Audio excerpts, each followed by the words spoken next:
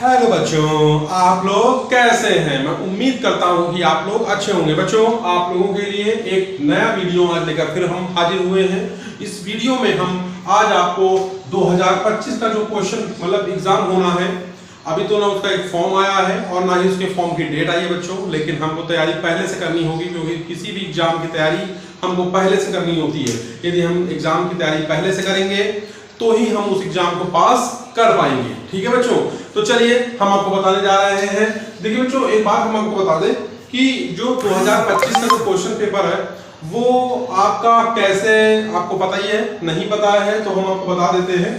एक उसमें mental ability आती है, जो सिलेबस है, ठीक है ना, उसमें मेंटल एबिलिटी आती है, फिर उसके बाद मैथ्स आती है, ठीक है ना, और फिर उसका एक तीसरा पेपर होता है लैंग्वेज का। ठीक है ना, ये 3 क्वेश्चन पेपर होते हैं और इस पहला वाला जो पेपर है इसमें 40 क्वेश्चन आते हैं, जो दूसरा पेपर इसमें 20 क्वेश्चन आते हैं और जो तीसरा पेपर इसमें भी 20 क्वेश्चन आते हैं बच्चों।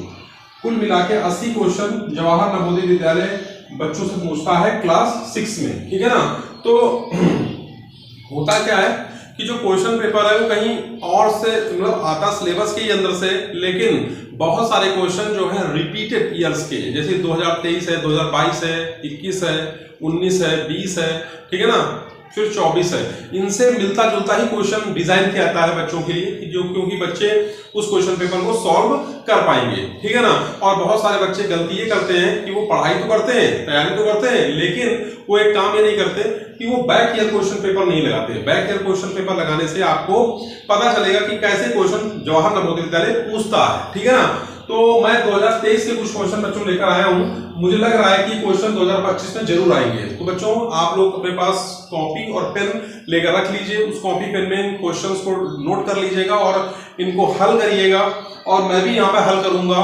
और कमेंट बॉक्स में मुझे कमेंट करिएगा कि कितने बच्चों ने सही क्वेश्चन सॉल्व किए हैं, और जिन बच्चों ने गलत किए हैं वो भी कमेंट करेंगे। ठीक है ना, तो चलिए हम आपको ले चलते हैं सीधे कहां पर, 2023 के क्वेश्चन पेपर के उन इंपॉर्टेंट क्वेश्चन को जो कि 2025 में आने वाले हैं। इसमें बोर्ड पर राइट डाउन किया है, आप इस क्वेश्चन को देखिए, पढ़िए ध्यान से पहले। ठीक है ना, क्योंकि क्वेश्चन इंपॉर्टेंट है। 2025 का जो क्वेश्चन पेपर है जवाहर नवोदय विद्यालय का, उसमें आ सकता है, इसके आने के चांस है।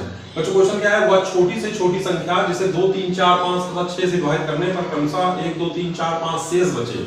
मतलब ऐसी कौन सी संख्या है जिसमें हम 2 का भाग दें तो शेषफल 1 आना चाहिए, 3 से भाग दें तो शेषफल 2 आना चाहिए, 4 से भाग दें तो शेषफल 3 आना चाहिए। समझ रहे हैं ना बात को।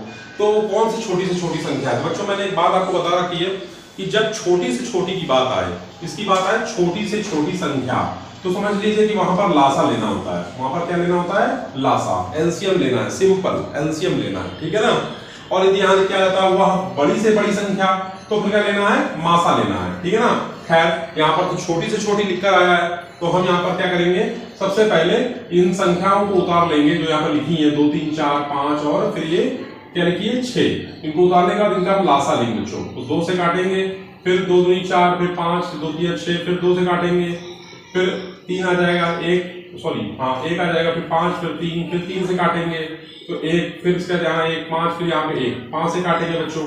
तो देखिए यहाँ पर कुल मिला के हमने गुणा करें, 2 दूनी 4, 4 3 12 बच्चे 60, कितना है बच्चों, 60 आ गया, 60 आ गया। अब 60 आ गया तो कहने वाले देखिए 60 आ गया, 6 से विभाजित करने पर कम सा 1, 2, 3, 4, 5 शेष बचे। तो देखिए इनके बीच में कितने का अंतर है, 1 का, इनके बीच में कितने का अंतर, 1 का, इनके बीच में कितने का, 1 का, इनके बीच में कितने का अंतर, 1 का, तो इसमें 1 कम कर दीजिए, 59, ये आंसर है बच्चों, 59, ये ऑप्शन इसका सही है। कैसा लगा बच्चों क्वेश्चन, कमेंट में बताइए। है फिर से देखिए यहाँ पर 3, 5 लिखा है, तो देखिए 3 में 5 जोड़ो तो 8 होता, 8 में 5 जोड़ो तो 13, 13 में 8 जोड़ो तो 21 होता, 21 में 13 जोड़ो 34, 34 में 21 जोड़ो तो क्या हो जाएगा बच्चों, 34 में 21 जोड़ो, 34 में 21 जोड़ो क्या हो जाएगा, 55, यानी ऑप्शन ए इसका सही हो जाएगा। यानी कि पीछे वाला, जैसे कि इसमें इसके आगे वाला पद जोड़ेंगे तो ये मिल जाएगा, इसमें इसको जोड़ेंगे तो ये मिल जाएगा, इसमें इसको जोड़ेंगे तो ये मिल जाएगा, इसमें इसको जोड़ेंगे तो ये मिलेगा, इसमें इसको जोड़ेंगे तो आगे वाला मिल जाएगा। समझ रहे हैं आप, ये हुआ है। अब एक क्वेश्चन देखिए, बहुत आसान क्वेश्चन करके बच्चे गलत कर देते हैं। बच्चों हमने बता रखा आपको कि किसी भी संख्या, बहुत सारी संख्या लिखी तो गुणा का निशान लगा और बीच में 0 लिखा हो, यदि आपस में गुणा करोगे तो आंसर क्या आएगा, 0। गुणा करोगे तो आंसर क्या आएगा, 0। बहुत सारे बच्चे क्या करते हैं कि इनका गुणा कर लेते हैं और ध्यान नहीं देते, फिर ये आंसर लगाएंगे, ये लगाएंगे।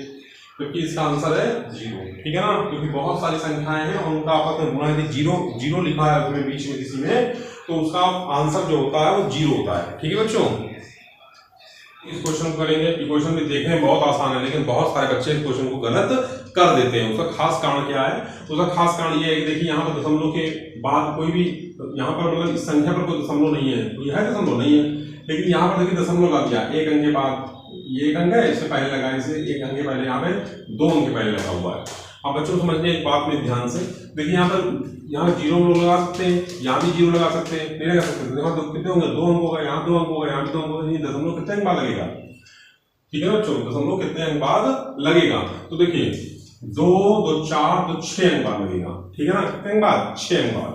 तो कहने का मतलब है 1 2 3 4 5 है ना, और 6 अंक बाद लग गया, यानी सी ऑप्शन इसका सही है बच्चों। ठीक है, आपको समझना है। अभी क्वेश्चन करेंगे, देखिए एक साइकिल का क्रय, साइकिल को 1660 रुपए बेचा गया, मतलब 1660 रुपए 17% की हानि पे बेच दिया गया। साइकिल का क्रय मूल्य बताइए। तो इसका एक फार्मूला होता है बच्चों सीपी का, क्या होता है? 100 इंटू एसपी यानी सेलिंग प्राइस, और क्या होता है?